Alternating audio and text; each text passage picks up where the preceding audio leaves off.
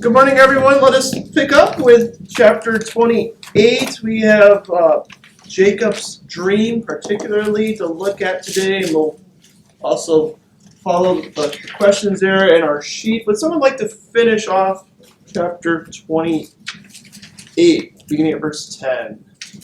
Bob, thank you. Jacob left Beersheba and set out for Haran. When he reached a certain place, he stopped for the night because the sun had set. Taking one of the stones there, he put it under his head and lay down to sleep. He had a dream in which he saw a stairway resting on the earth, with its top reaching to heaven, and the angels of God were ascending and descending on it. There above it stood the Lord, and he said, I am the Lord, the God of your father Abraham, and the God of Isaac. I will give you and your descendants the land on which you are lying. Your descendants will be like the dust of the earth, and you will spread out to the west and to the east, to the north and to the south. All peoples on earth will be blessed through you and your offspring. I am with you and will watch over you wherever you go, and I will bring you back to this land. I will not leave you until I have done what I have promised you. When Jacob awoke from his sleep, he thought, surely the Lord is in this place, and I was not aware of it. He was afraid and said, how awesome is this place? This is none other than the house of God. This is the gate of heaven. Early the next morning, Jacob took the stone he had placed under his head and set it up as a pillar and poured oil on top of it. He called that place Bethel, though the city used to be called Luz. Then Jacob made a vow, saying, if God will be with me and will watch over me on this journey I am taking, and will give me food to eat and clothes to wear, so that I may return safely to my father's house, then the Lord will be my God, and this stone that I have set up as a pillar will be God's house. And all that you give me, I will give you a tenth. All right. So, interesting. Jacob's dream and the Lord's promise to him in that dream, and certainly this promise or comment about this being the house of God, calling it Bethel. And I think this is the first time we hear of a tenth, too. Interestingly enough, he's going to give an offering to the Lord. So, yeah, the questions there. Esau couldn't win. He threatened to kill Jacob and stirred Rebekah to action. She told Jacob to flee to her hometown. Then she urged Isaac to send Jacob away. What was the reason she gave Isaac for why Jacob should go to Paddan Aram? We didn't read this part, but maybe just a review. Please, Margaret. She wanted this son to have a godly wife. The others apparently were a thorn in her flesh.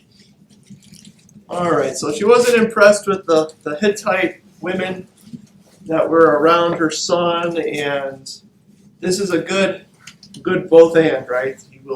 He will get away from his brother, and in the process find a godly wife, or if not godly, certainly not as pagan as the people they were around. So maybe you know the feeling. If you don't marry a good Lutheran man or woman, maybe someone that wouldn't be so opposed to it, right? That's not a bad idea either if you go that route. So It's a very good idea. yeah, and again, this is not the not the first time that this kind of happened. This is how I met your dad type of conversation, right? Your dad came and I met him in this kind of way, so it works. Question 2 there. So Isaac's demeanor and tone seem to have changed between the time when he mistakenly blessed Jacob and now. Isaac must have thought the matter through carefully. He must have realized his mistake and accepted God's way of making sure the right person got the blessing. How does this come through in Isaac's parting blessing to Jacob? So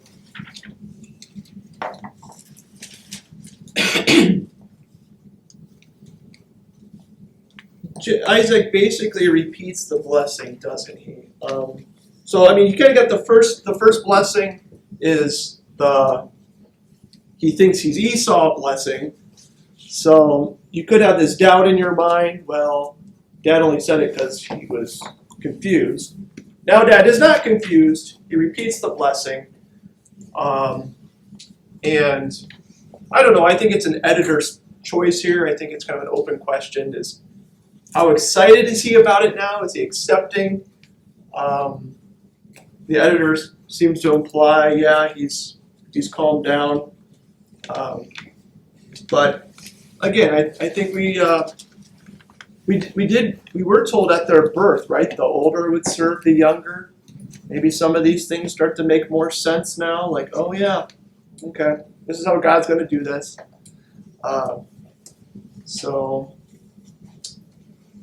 Other thoughts or comments about the blessing now being given again?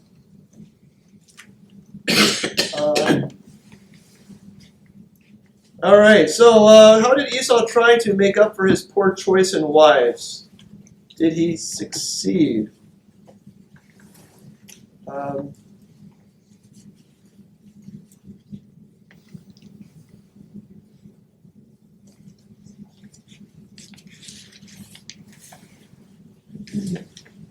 Yes, Wayne. Well, it's sort of a goofy way to go about it because instead of just saying I made a mistake, probably with my parents, especially who I'm married, and then saying, well, I guess I'll do it again. But this will be half better. All right, yeah. So he goes from so he first married a Hittite woman, and then he goes and then he marries a relative, right, from the tribe of Ishmael. Yeah. So he goes from, let's say, bad to not as bad, but both are not really believers. So, yeah, we have we have polygamy here too. So, again, we're not excited about that. Yes. You kind of have his brothers being sent to find a wife from his mom's side of the family, so you can't blame him for saying, well, I'll find somebody on Dad's side of the family, which was his uncle Ishmael. You know, the kind of that way of thinking, maybe I'll please my parents because it's still within the family. Yeah. I mean, you know, the blessing and that ship has sailed, but he does seem to be trying in his own way, huh? So,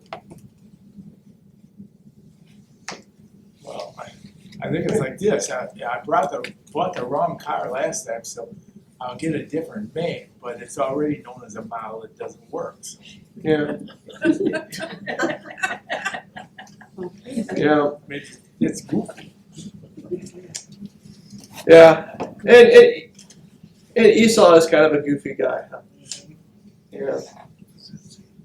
Well, question 4. How did God strengthen Jacob? How did Jacob respond? So we have one question about the dream, which surprises me in our sheet because I'm like, boy, I think there's probably 15 or 20 questions in the dream. So I'll ask this one, and then you guys can follow up with maybe some other thoughts. But this question says, how did God strengthen Jacob? How did Jacob respond?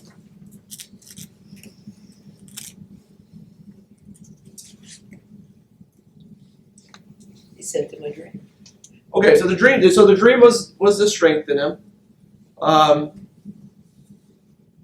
you said the response? Yeah. The fact that the Lord appeared to him in the dream, I mean, it makes you feel that he really saw him in this dream. And that made the real impression on him. Yeah, so there at the top stood the Lord. Yeah. And then he spoke to him, yeah.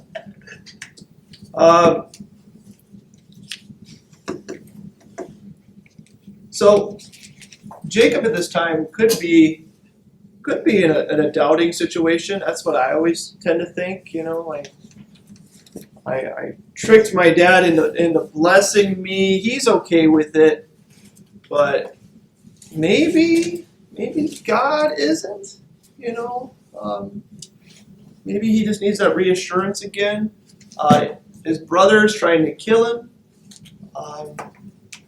He's worried about this, and then the dream comes, and obviously your brother's not going to kill you if you're going to become a great nation. You're going to get married. This journey is going to be successful. So the guy that goes to sleep is, not the confident and maybe optimistic person that wakes up because after God talks to him and shows him this vision. So yeah. We have hindsight and we think of them as the patriarchs, Abraham, Isaac, and Jacob. I mean, the names kind of stick in our heads. But he didn't have that hindsight yet. He didn't know that he was one of the patriarchs, although he had the promise that said he would be in the line of descent. So his sense of security could have been increased by knowing that God was aware of where he was, and the ladder goes both ways. His prayers were carried up and the blessings were carried down, the promise of God's presence. And this blessing is now in its third generation too. I imagine there's a little bit of pressure here to start to see it come to fruition. There's, football season, you think about quarterbacks and you're thinking, well, Love doesn't need to win a Super Bowl the first time he gets to the playoffs. But by at least 6 or 7, he's got to be close, right? Because after 10 years, you don't see guys peak. You typically, right? And you have this promise of you're going to be a great generation. And all right, they're looking at me now. It's got to start happening. So, but yeah, again, he doesn't. We're optimistic, of course, because we know it's going to happen, but he's not. Yeah. That's all you're hearing next. So. Yeah, is there a significance in this blessing versus the one he gave Abraham? Because in this one he refers to the dust of the earth. In Abraham's it was the stars. Right, or in the sand of the seashore. Yeah, right. Yeah. Every blessing has been a little different in wording. And So so the significance is the enormity of the substance he's using. yeah. I didn't go back and look at the Hebrew words to see it, but I mean they must be different. Translations usually try to keep them the same, in the same vein. So I didn't read anything about that particularly. Is dust more vivid than sand or stars? Maybe he's just in a dustier place. It could be as simple as that, I guess. Oh, Wayne? Yeah. I'm thinking about this previous number 3, how did Jacob respond to this? I think it's dawning on him that while his mother was manipulating this thing for him to get the blessing, it was really God behind it. And that this is actually not his mother or he doing it, but God doing it. So it's God's grace as it is with us. We did not choose God, he chose us. It's his grace alone that we're here today. And he is realizing that too, I believe. Yeah. Yeah, I mean, and I would say from the context, her main motivation is to save his life, not to fulfill the promise. But yeah, God knew what he was doing. God knew that he would use mom in this way. Yeah, so he puts up that stone monument. If you've ever been to the Ark, they have the other stone monument of the 12 stones. But yeah, just a common thing. Put up a stone.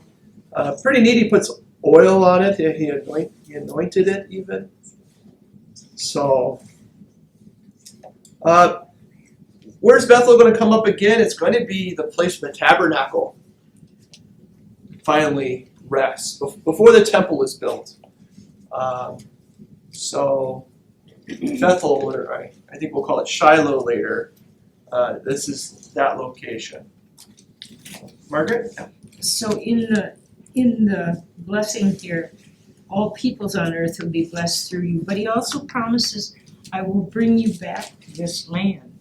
And I think that would have been reassuring to Jacob. There's no time frame for it, Right. but Yeah, definitely. if he was attached to his mother the way it seems, a two-way attachment, the idea that he would be coming back, I think would be a comfort. Well, maybe this is foreshadowing to the next 14 years of his life, right? Because he's going to be working for his wives here. Something to maybe foreshadow and help him keep in mind too. Yeah. No? I almost envisioned that My Pillow guy in the commercial with the Rock, sleeping. Jacob probably after a night sleeping on a rock too. Refreshed. Yeah. You know, I've always thought that too. Like, poor guy, he's under the stars. He's got a rock. I mean, all he's missing is newspaper. But it really wasn't uncommon for people to sleep on the ground and use rocks at that time.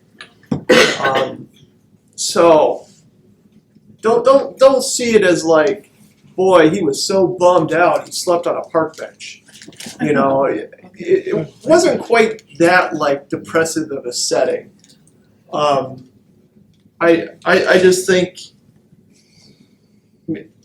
I don't know, is it the same stone he puts up later for the monument? Is that, I mean, it's a detail, but I don't think it's a detail to give us, that totally unusual thought here. Like, nobody would do this. Yeah.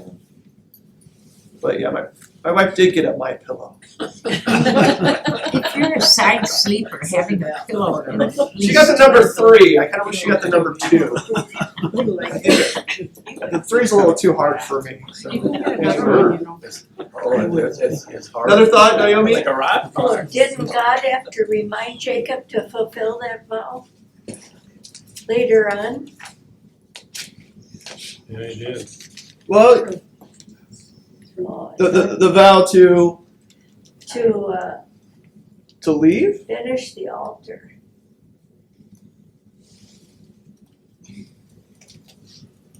Your mind's a little faster than mine this morning. I'll take your word for that. The stone that will be God's house, he said, okay. I just vaguely remembered that. Okay. So yeah, apply. What can we learn from this section about God's work for the good of His people?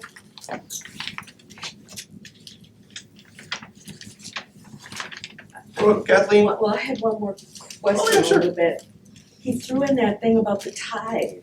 It's like, when I read this, it always it comes out of nowhere. This is gonna be your temple, and this is, I'm worshiping you, and thank you, and by the way, I'm gonna give you a tithe, and it's like, where did that come from? Yeah, it's almost the same with Noah coming off the ark. Noah comes off the ark and he gathers stones and builds an altar, and you're like, okay, who told you that, or how did you get that? Because I haven't heard that yet, So, I'm of the thought that things like sacrifices and tithes, they're spelled out later by Moses, but maybe 80% of it isn't new information. Maybe God has been telling the patriarchs here, what is an appropriate offering, what is appropriate gift, and so he's either getting it from passed down orally, or maybe he could even see something pagan happening. And he's like, well, if the pagans give 5%, I can give 10. So I don't know exactly, but yeah, if this number comes up again, it does seem like God has planted that seed already. That's kind of my thought. We had Abraham to Melchizedek, he offered Melchizedek 10 too, the tithe. Okay. So whether there was some connection back already in the generations with that. Okay. Well, so it isn't the first time. Thank you. But yeah, it is a curious thing to see come up, huh? Yeah. Another It's thought. like, where's the treasure of that little house that he just built for the Lord and the structure? I just think it goes back to the heart. He was so thankful.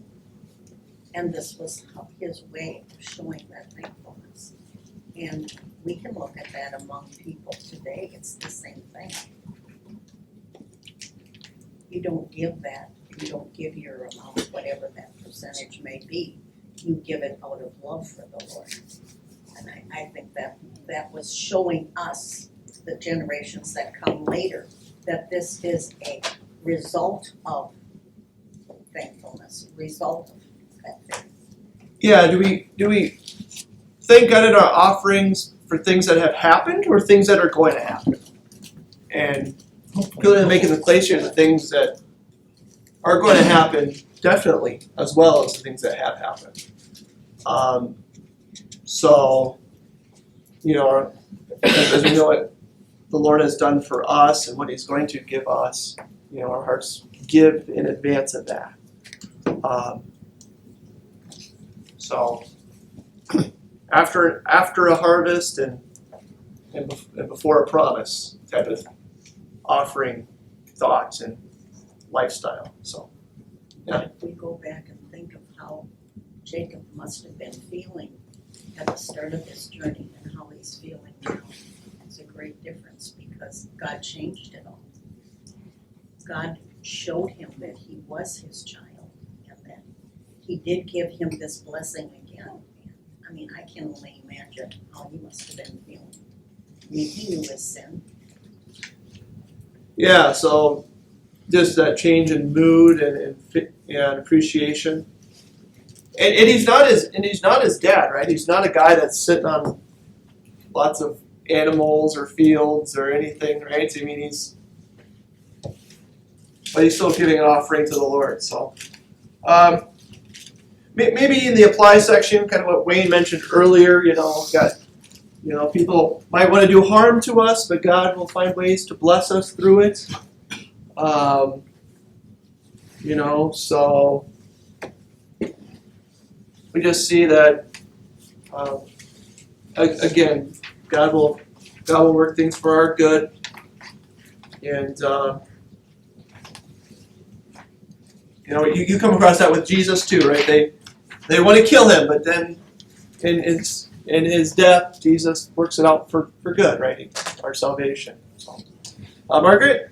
Not just because of the things that other people do to us or that are threats to us, but because of our own contrary nature.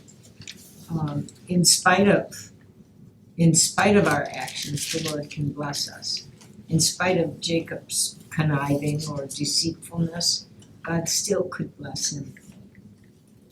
And I think that's a reassurance when we know our own contrary inner thoughts, that they aren't going to stop God's blessing. Yeah. He knows the clay we're made of, and sometimes that's a big comfort. I found it. Genesis 35:1. Then God said to Jacob, "Go up to Bethel and settle there, and build an altar there to God, who appeared to you when you were fleeing from your brother Esau." So when we get there, we'll have to answer the question: is that because he didn't want to go, or he just needed a little encouragement? Yeah. But I have a little note that it indicates a spiritual decline in Jacob. Somebody told us that. all right. So we.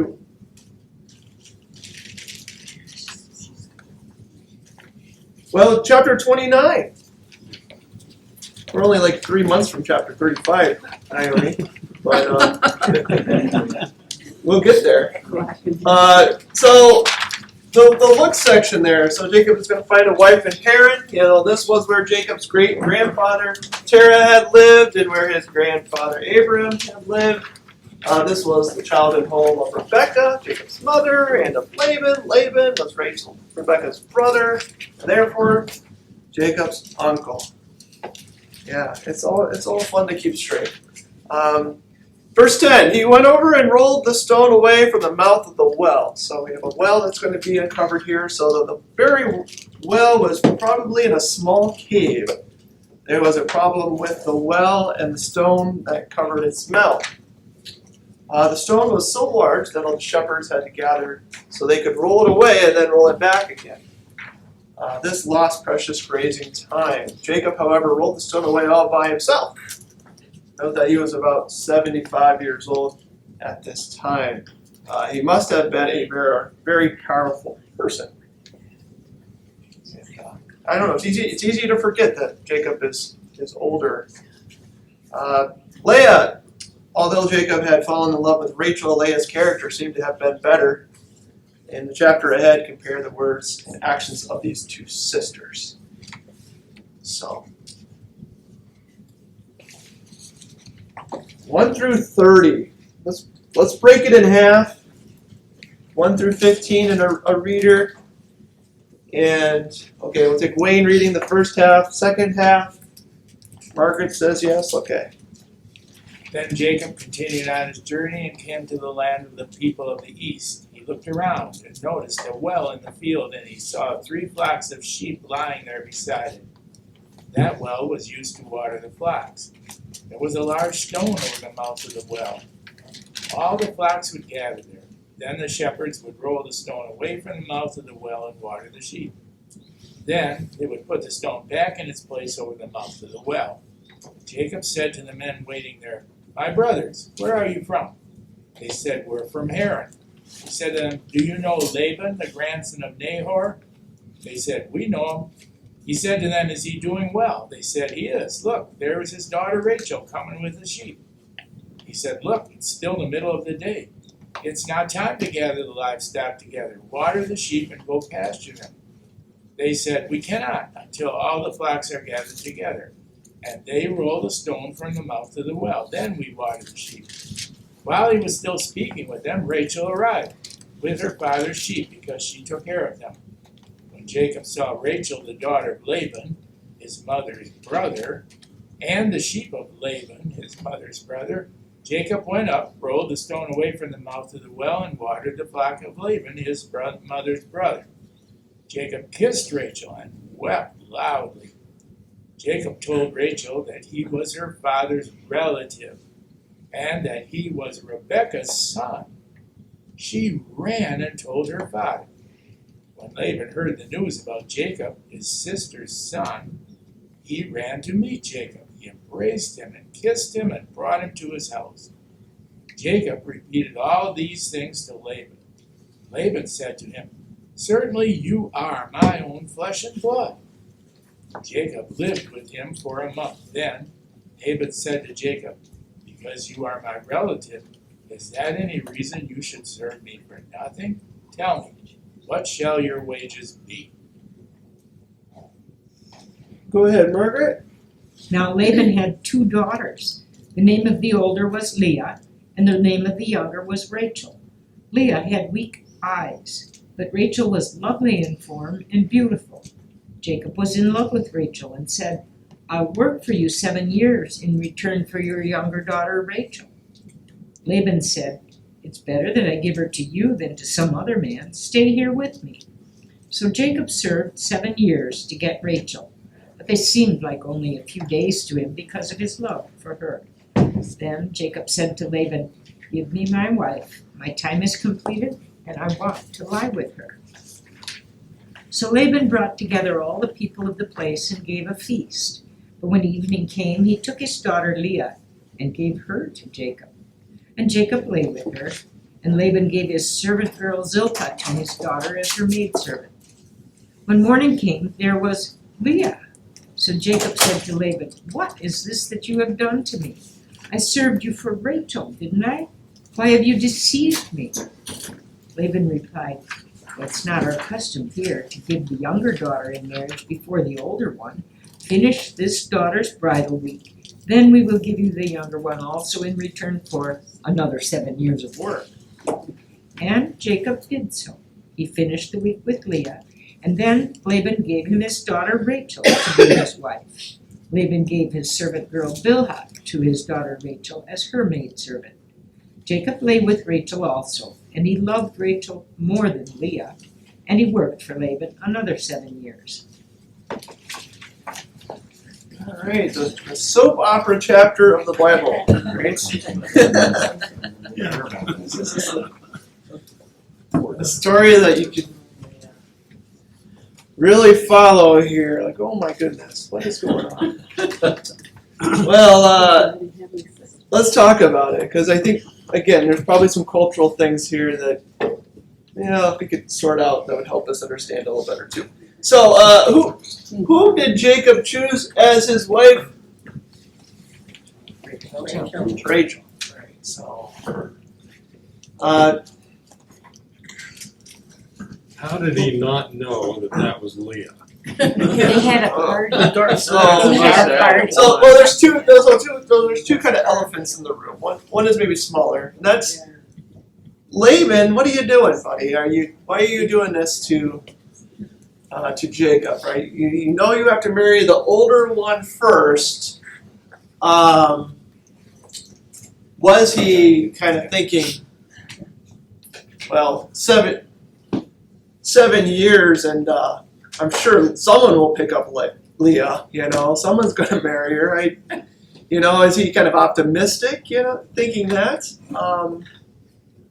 Or is he being coy with them, right? And, so at any rate, this shouldn't have come as a surprise to Jacob, right? You don't say on wedding day, wait, we have this custom, and so that's one thing. And then this other thing about, I read one commentary that mentioned that Leah, it would have been highly veiled.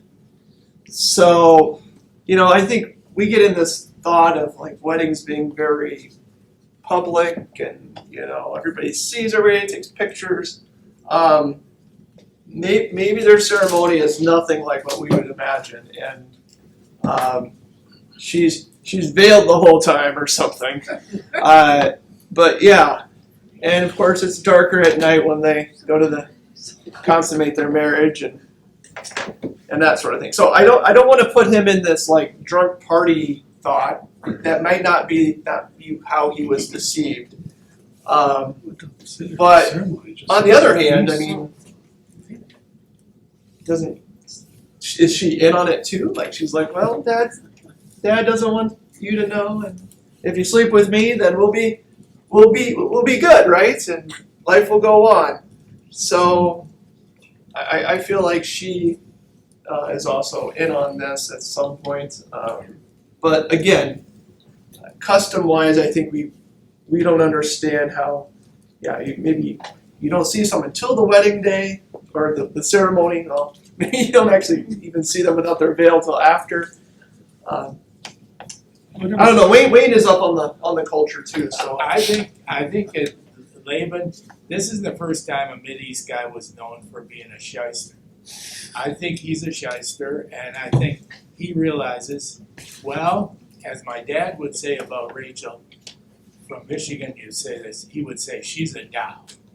But Leah, not so much. So a doll, D-O-L-L. No, Leah was a dog. No. Leah. Yeah, I know. But anyway, I'm on Rachel. So anyway, so then this is killing two birds with one stone. I get him to work. He's sort of he's not that clever on the ways of the world. And plus, then I've got my hands clear of Leah. And two things solved with one. Well, okay, I so think he did it on purpose. So yeah, you get my creative juices flowing there a little bit too, Wayne, when you're talking. I'm thinking, one is if is the weak eyes mentioned because, you know, that's why she wasn't chosen? Or maybe it's even the fact that maybe they look very similar but their eyes are different, you know? Like I've known twins that maybe you can only tell them apart by their eyes or something, right? So again, maybe, you know, their build, their features are similar, but their eyes are different. But also too, I don't understand what Laban would have told the daughters. I mean, could Laban have, the shyster Laban, could he have said, yep, the deal is for Leah, the oldest. They don't get a say. You know, yeah, the daughters don't have a say. I mean, they do what they're told. You know, so is this sort of a gentleman's agreement where they're on the same page, or Jacob thinks they're on the same page, and then Laban pulls a fast one, and so in that case, Leah would not say, hey, the deal is. She might think this was the deal. It might be a total surprise to her that Jacob is late. I didn't want you. So at any rate, it doesn't sound like they're dating for 7 years and everybody realizes it. So yeah, I mean, you're working for 7 years and you're straight laced, and yeah, I don't know. Maybe I don't know, thought or comment for you. I think that Liam did love him because it comes out with each of the sons that she realizes that Jacob doesn't love her. But her love is there. Can we say he doesn't love her, or he just doesn't love her as much? As much. Kind of. I think it Well, was either that much. way, either way in her eyes, he doesn't meet the Right. qualifications. Yeah. Yeah, Naomi. Oh, when my first year teaching, I was young, and I taught this story and about the difference between Rachel and Leah, and a little second grade boy spoke up and said, Leah must have looked just like you, Miss Breiling. I said she probably did.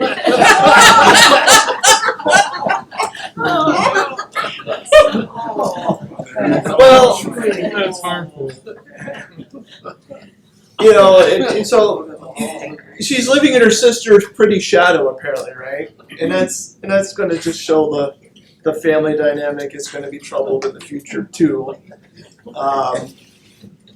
One thing to have multiple wives, but one thing to have multiple wives and their sisters. Ugh. Well, so who did Jacob choose as his wife? Question one. Chose Rachel, right? She's out there with the flowing hair, watching the sheep.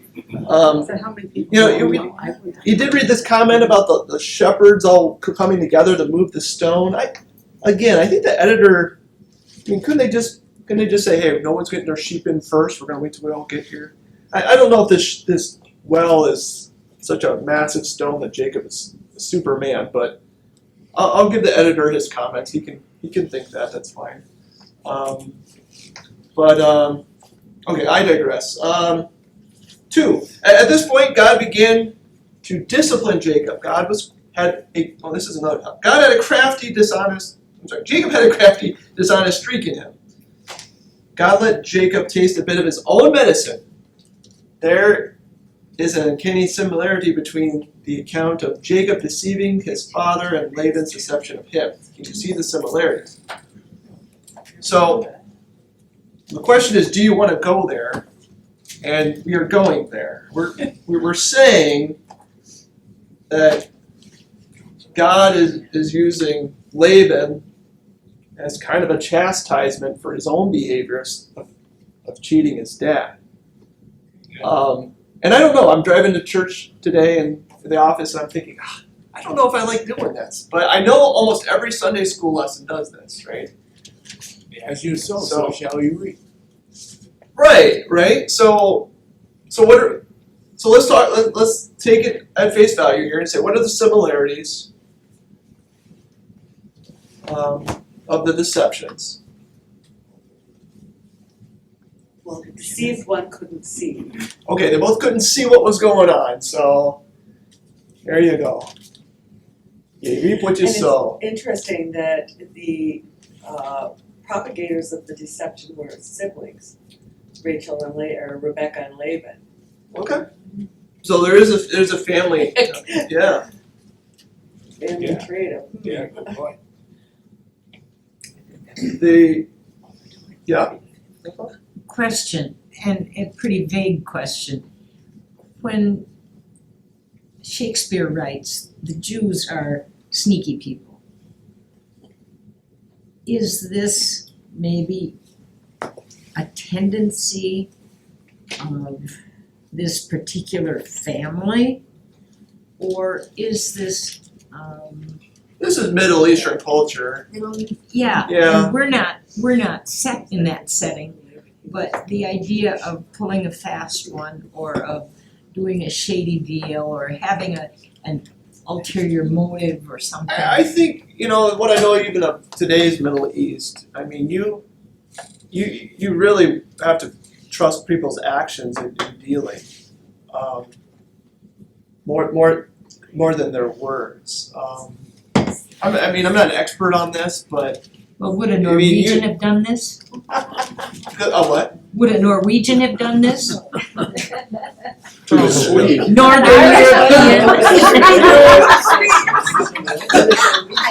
We're all simple human beings, right? Whether we're Orly and Lena. white and pasty or dark and warm. Irish one would. The Irish like to fight with each other. I mean, I like it does seem cultural, not to the Jews or Arabs specifically, but to this region of the world. And I think, and the other thing I was thinking about this morning is we don't live in a world where we have wars and little conflicts over resources. But they did, right? They were in a world where resources were scarce. I mean, this well, for example, is not an easy thing. I mean, they're really trying to keep it clean. There's not a lot of clean water. So I think just your everyday way of surviving with these different clans and with the resources you have. I mean, you play poker with a lot of people, and you've learned to play poker because that's how you survive. And I think culturally that does get passed down. In America, you come to the land of the rich and the plenty, and you trust people, right? Well, they steal some of my water. There's still a lot more water for me to get. I mean, our ancestors grew up in a totally different type of situation. Yes, there was cheating and backstabbing and stuff, but That's human nature.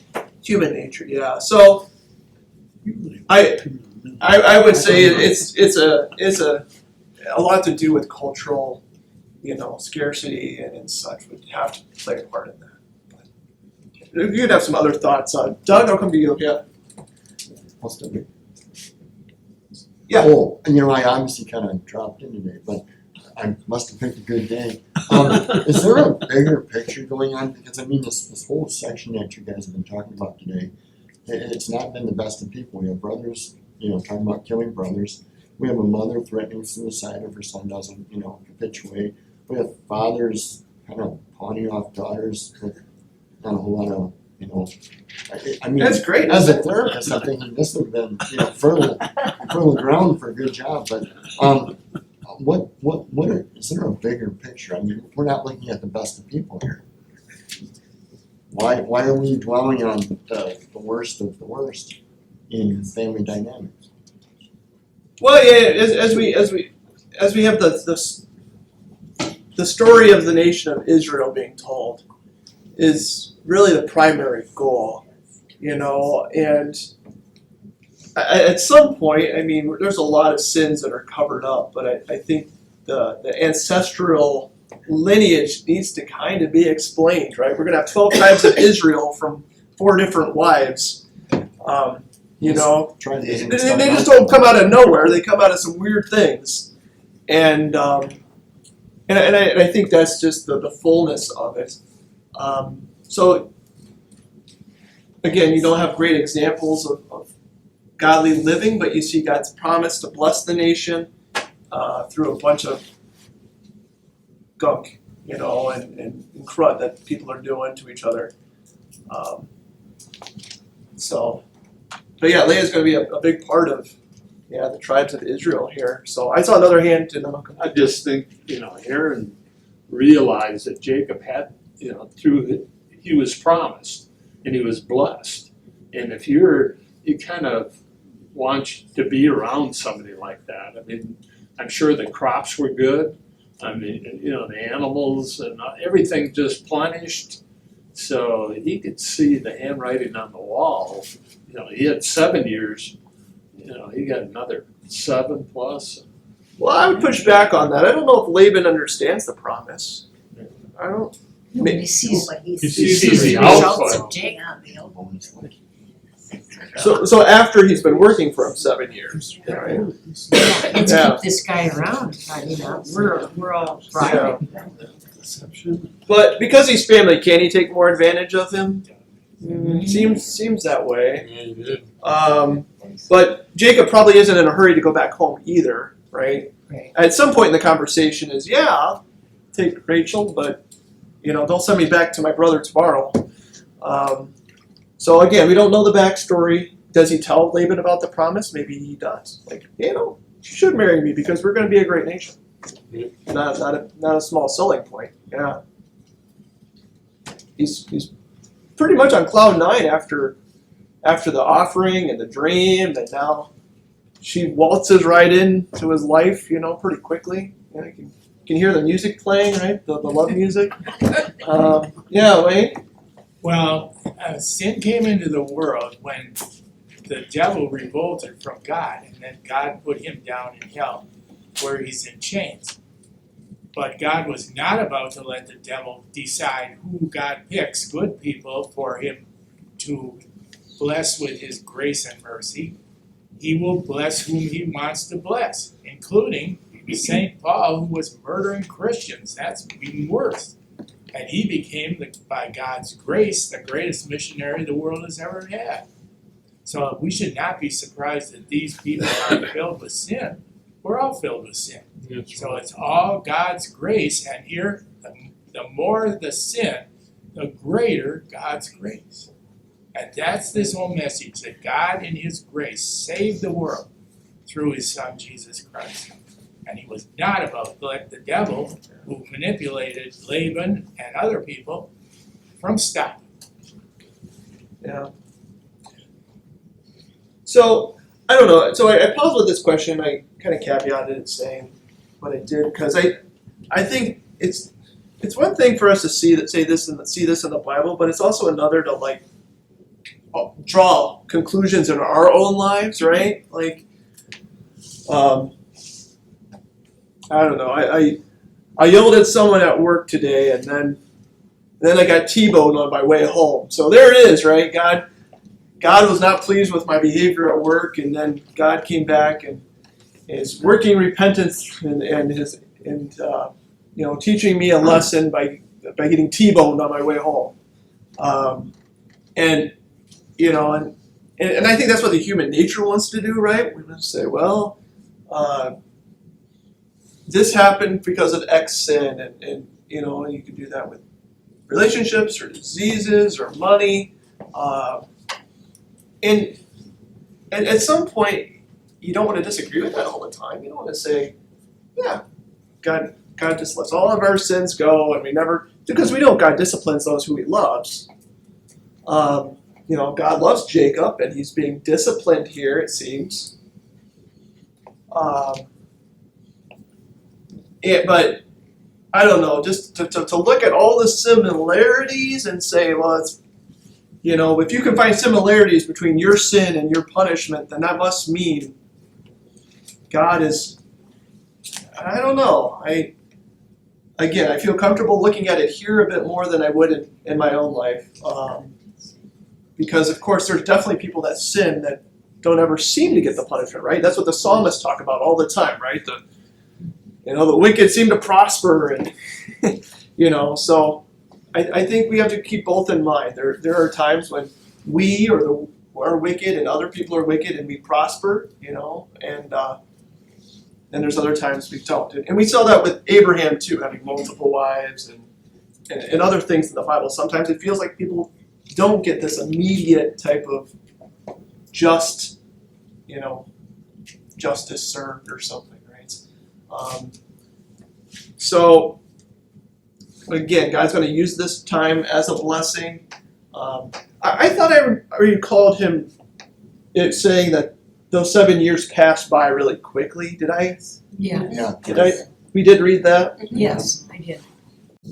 So it wasn't like Jacob was stewing over this, saying, "Boy, I shouldn't have tricked my dad. I've got 14 years of work." I mean, it still was God being good to him and such. So he doesn't seem to leave here all that bitter, even though he could have been. So anyway, so that's just my thought about that. 7 years and 1 week. Just because maybe you see a similarity, I wouldn't jump to the conclusion that, well, this is exactly a chastisement or something from God, or maybe I wasn't sure if I was right or wrong in this behavior, but now I have a bad day and God must have said that was a bad choice. I don't know. But during this time, he's also being blessed in his animal husbandry. Their crops are doing well. Whichever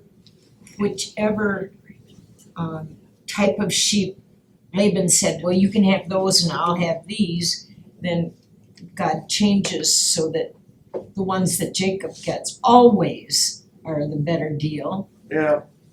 So his life goes on. It isn't just the women in his life. Right? He's being a productive herdsman and a good manager. Wayne, you patiently waited. Thank you. I was gonna say this about God's punishing me. Bill's nieces a while back, maybe 20 years ago or more, they had several miscarriages.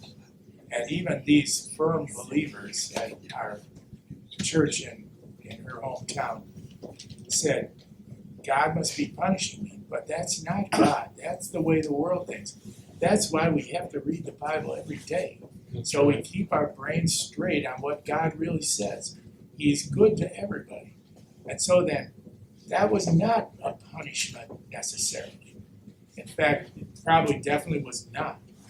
It was to strengthen our faith, maybe. It's a tough way to do it. But my neighbor, who never goes to church, now they seem blessed. And the Bible says, why, in Psalms, why are they always blessed? Well, it's God's thinking this. I think it says he wants to bless them so much. They say, why am I being blessed? I don't get it. That we have an opening then when we could tell him. Because God's being good to you. That's why. Even though you've been bad to him. And that's why we can never go by what our mind may cook up, but only by what God says. Yeah, you think about this, the 14 years of blessings, and how that prepares the nation and the family for the future. And that's kind of a constant theme too, with even Joseph later being in prison and being blessed and being put in charge in prison and in Egypt. Yeah. So God is good, and I cringe a little bit by asking the question about, there's God got him back with another dishonest person, and I know that comes from Luther too a bit, because Luther will talk about that. He'll say, God punishes a sneak thief with a sneak thief. So the dishonest candle maker will be cheated. Probably not by a Christian, but cheated by the dishonest shoemaker. The dishonest shoemaker will be cheated by the dishonest wagon maker. So God has his ways of working things out, and that was Luther's thoughts on that. And that's not false, but His observation. again, it could be anecdotal sometimes, right? And I don't want us to fall into anecdotal Christians of, well, of course you had a miscarriage because you had an abortion 10 years ago. Of course your kids don't behave. You were a rotten kid. You still want to be a Christian like that, right? I mean, you just got to say, I got some thoughts over here. But yeah, question. But we also have to keep in mind that he didn't have to wait those 7 years to get Rachel either. He only had to wait a week, and those 7 years having Rachel with him had to make it a lot easier. So that does move Laban up in our book, right? Whether this is a misunderstanding or some sort of deception, Laban doesn't make him wait, right? So he has Rachel for those next 7 years, and that's not a small detail too that I personally forget too. Like, yeah, it wasn't wife 1 at 7, wife 2 at 14. He had, yeah. So that makes me feel like maybe this Laban is trying to save face a little bit more culturally than he is trying to be a sneaky Arab.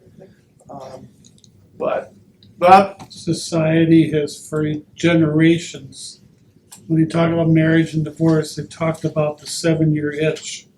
Now I know where it comes from. no, explain to me. I'm too young to know what the 7-year itch is. I have a friend who said he needs a new wife every 7 years. Oh. Okay. Yeah. That's where it comes from, huh? Last question. God, has the Lord ever sent someone into your life who dealt with you in a sinful way similar to how you dealt with someone in a sinful way? Again, I don't know. I think maybe that's a thought where you're careful about. Is God giving you a taste of your own medicine? Certainly, there's enough sin around that if you want to find medicine, you'll find it, right?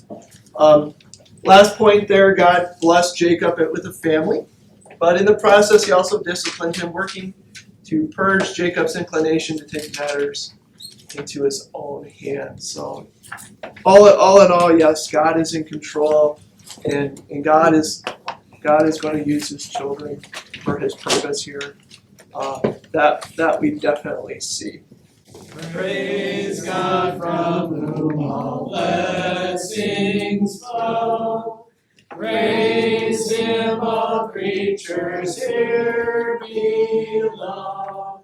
Praise him above the heavenly hosts. Praise Father, Son, and Holy Ghost.